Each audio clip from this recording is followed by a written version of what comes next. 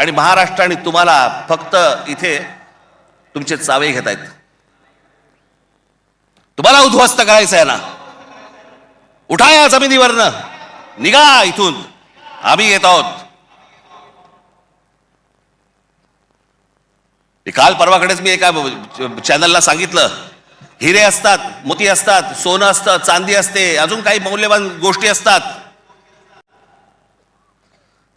फक्त जमीन या एकाच गोष्टीला रिअल इस्टेट म्हणतात, खरी संपत्ती. दुसऱ्या कोणत्याही गोष्टीला रिअल इस्टेट म्हटलेलं नाहीये, फक्त जमिनीला रिअल इस्टेट म्हटलंय. कारण ती तुमची संपत्ती आहे. तुमच्या पायाखालची जमीन आणि तुमची भाषा ही मेली की तुमचं अस्तित्व संपलं, तुम्ही कोणी नाही आहात. जगात अनेक देश, अनेक लोक हे भाषा संपली, देश गेला, जमीन गेली म्हणून संपले. हाच डाव त्यांचा आहे. वेगवेगळ्या मार्गाने येत आहेत आणि वेगवेगळ्या मार्गाने तुमच्यावरती आक्रमण करतायत आणि तुम्हाला सांगतायत निघून जा इथनं. संयुक्त महाराष्ट्राच्या वेळेला देखील विरोध करणारे या मुंबईमधले अनेक धनिकच होते, गुजराती होते पण धनिक होते. आज पण तेच चालू. आणि आज हे संकट त्यावेळेला तर इतकं नव्हतं, पण आज खरं तर तुमच्या उंबरठ्यावरून वरती येऊन उभं आहे. कधी तुमच्या दरवाजावरती टकटक होईल तुम्हाला पण कळणार नाही. कधी तुम्हाला इथनं बाहेर काढतील तुम्हाला कळणार पण नाही. आज मुंबई, उद्या ठाणा, कल्याण डोंबिवली, सगळे सगळे भाग, उद्या पुणा, नाशिक, जे जे चांगलं आहे, आज कोकणपट्टी अख्खी रिकामी करतायत. जमिनीच्या जमिनी विकत घेतल्या जात आहेत.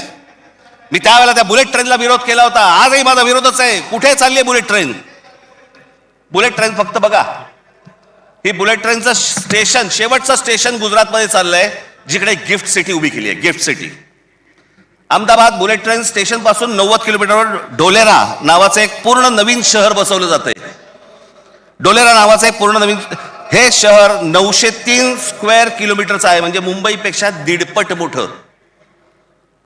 आणि तिथे वेदांत आणि फॉक्सकॉनची 1.5 लाख करोडची सेमी कंडक्टर प्रोजेक्ट्स येत आहेत.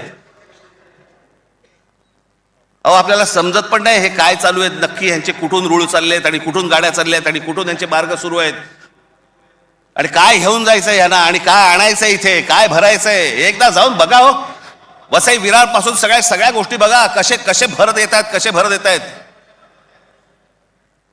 तुम्हाला घरं नाकारणार, ह्यांना सगळ्यांना घरं मिळणार. तिकडनं बाहेरच्या राज्यातनं गुजरातमध्ये येणार, ह्यांना घरं मिळणार, तुम्हाला नाकारणार. अहो, तुम्हीच नसाल, तुमचंच अस्तित्व नसेल, काय चाटायची आहे महानगरपालिका?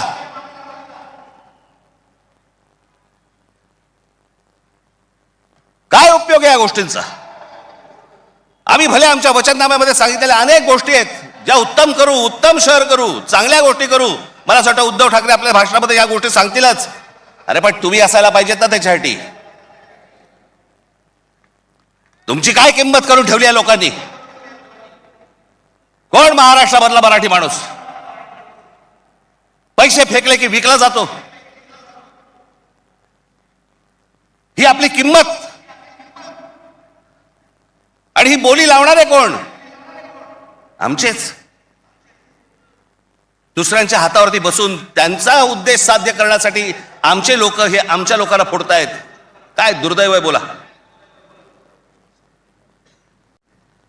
या अशा परिस्थितीमध्ये ही आजची निवडणूक होते आहे.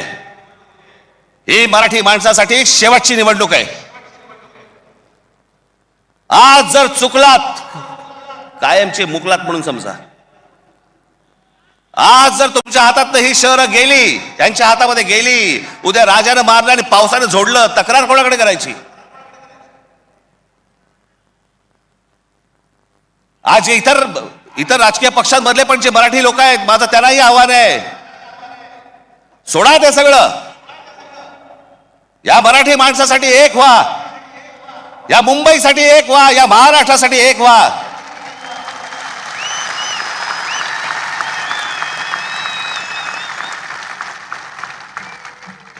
ज्या इतक्या वर्षांच्या परंपरेने, इतक्या लोकांच्या तपश्चर्याने ही मुंबई महाराष्ट्राला मिळाली. 107 आमचे हुतात्मे गेले. उद्या मुंबई गेली तर त्या पुतळ्यानंतर काय अर्थ उरतो आणि पुतळे काय म्हणतील